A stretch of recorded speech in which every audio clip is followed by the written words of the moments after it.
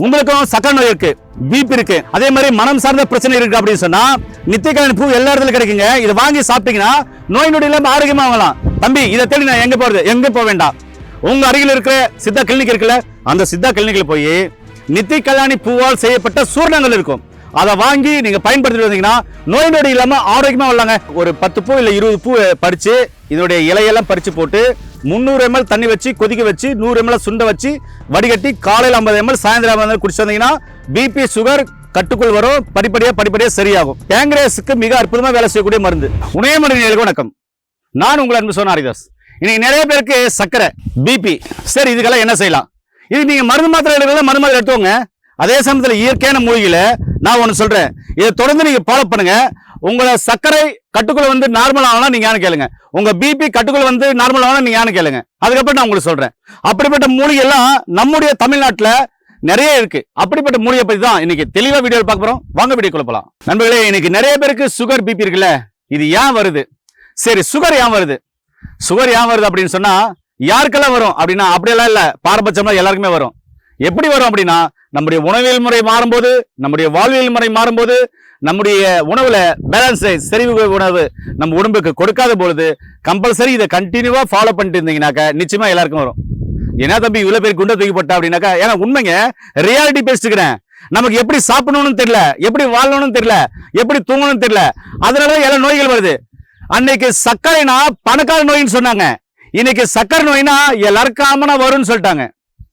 அன்னைக்கு பிபினா நார்மலா பணக்காரர்களே வரும். எப்பா அவருக்கு பிபியா, என்ன பண்றது, ரொம்ப ஸ்ட்ரெஸ், ரொம்ப மூளைக்கு வேலை கொடுக்குறாரு, நிறைய பிரச்சனைகள் சந்திக்கிறாருல்ல, அதனாலதான் அவருக்கு வருது அப்படின்னு அன்னைக்கு பேசுனாங்க. இன்னைக்கு பெரும்பாலும் பிபி எல்லாருக்குமே இருக்கு. பிபி வருவ காரணம் என்ன அப்படின்னு சொல்லா, நிறைய ஆண் பெண் இருப்பாளருக்கும் வெவ்வேறு விதமா வரும். ஆண்களுக்கு நிறைய வருவதற்கான காரணம் நிறைய போதை பழக்கம், புகைப்பிடிக்கிறது, டென்ஷன் ஆகுறது, அதே மாதிரி உணவியல் முறை மாறி போனது, வாழ்வியல் முறை மாறி போனது, நிறைய ஜங்க் ஃபுட், ஃபாஸ்ட் ஃபுட் இருக்குது, ரசாயன உணவுகளை சாப்பிட்றது, அதாவது அவங்க உடலை வந்து ஆரோக்கியமா பார்த்துக்காம எப்படி வேணாலும் இருக்கிறது. இது எல்லாருக்குமே வரும். அதே மாதிரி பெண்களுக்கும் தான். நீங்களும் நிறைய மனக்குழப்பத்தில் இருக்குது, மனம் சம்பந்தமான பிரச்சனைகள் அவஸ்தைப்படுறது, சரியா தூங்காம இருக்கிறது, சரியா சாப்பிடாம இருக்கிறது, இதை சாப்பாடை ஸ்கிப் பண்றது, எப்படி வாழ்றதுன்னு தெரியல, நிறைய பிரச்சனைகளை கொண்டு வர்றது, அதே மாதிரி நிறைய கொழுப்புள்ள உணவுகளை ஆண் பெண் இருப்பாளருமே சாப்பிட்றதுனாலையும் பிபி வரும். சரி, பிபி வந்துருச்சு, சுகர் வந்துருச்சு, என்ன செய்யலாம்? இங்க பாருங்க, இதுதான் இப்ப நீங்க பார்த்துட்டு இருக்கிறது தான் நித்திய கல்யாணி. இதனுடைய முன்னொரு பேர் என்னன்னா சுடுகாட்டு பூன்னு சொல்லுவாங்க. இந்த சுடுகாடு இருக்கிற இடத்துல, அதே மாதிரி தண்ணியே இல்லாம வறட்சியா இருக்கிற இடத்துல இது செழித்து வளரக்கூடிய ஒரு அற்புதமான மூலிகைங்க. இந்த மூலிகையை நம்ம எப்படி பயன்படுத்தணும்னா, அதனுடைய பூ, இலை ரெண்டுமே பயன்படுத்தலாம்.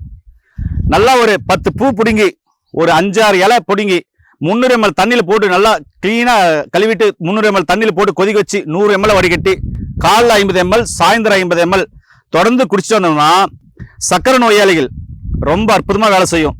அதே மாதிரி பிபி உள்ளவங்களுக்கு மிக அற்புதமா வேலை செய்யும்.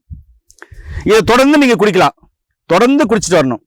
அதே மாதிரி காலையில வெறும் வயிற்றுல ஒரு அரை நூக்கல் இருக்குல்ல, அந்த நூக்கல் அரை காயை எடுத்து தோல் சீவி கட் பண்ணி மிக்சியில் போட்டு ஒரு அரை டம்ளர் தண்ணி ஊற்றி அரைச்சி புளிஞ்சு வடிகட்டி சுகர் உள்ளவங்க காலை வெறும் வயிற்றுல தொடர்ந்து குடிச்சிட்டு வரலாம்.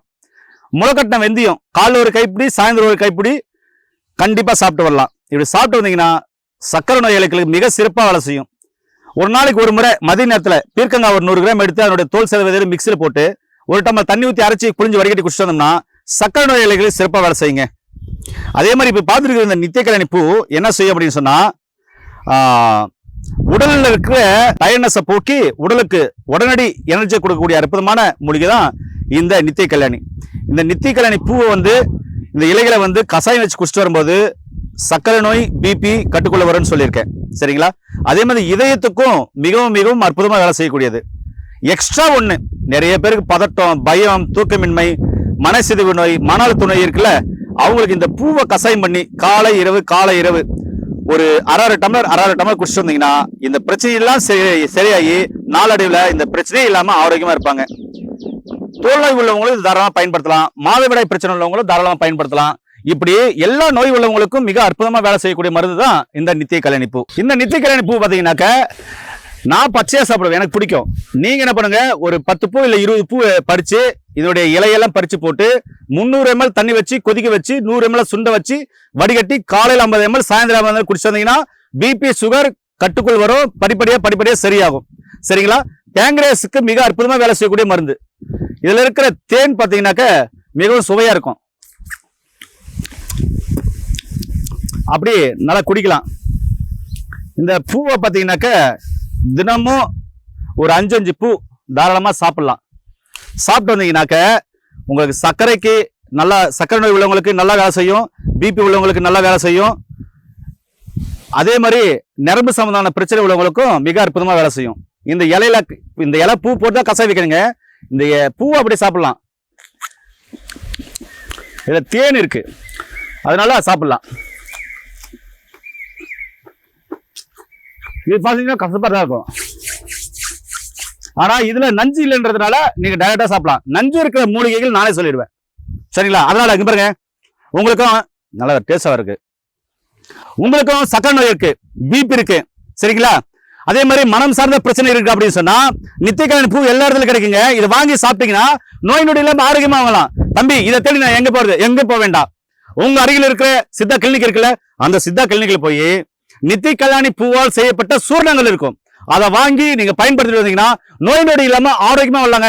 ஏங்க நல்லா புரிஞ்சுக்கோங்க, உங்களுடைய உணவியல் முறை, வாழ்வியல் முறை, உங்களுடைய உணவுல பேலன்ஸ் டயட், சரிவித உணவு, இதெல்லாம் சாப்பிட்டீங்கன்னா நோய் நொடி இல்லாம, சக்கரை நோய் இல்லாம, பிபி இல்லாம ஆரோக்கியமா வாழலாம். அதனால இனி எங்க பார்த்தாலும் இந்த மூலிகையை விடாதீங்க, சாப்பிட்டு நோய் நொடி இல்லாம ஆரோக்கியமா வாழுங்க. மீண்டும் இன்னொரு அருமையான பதிவில் உங்களை இன்னும் சந்திக்கும் வரை உங்களுக்கு விடைபெறுவது உங்கள் குடும்பத்தில் ஒருவனாக உங்கள் அன்பு சோதனை. நன்றி, வணக்கம்.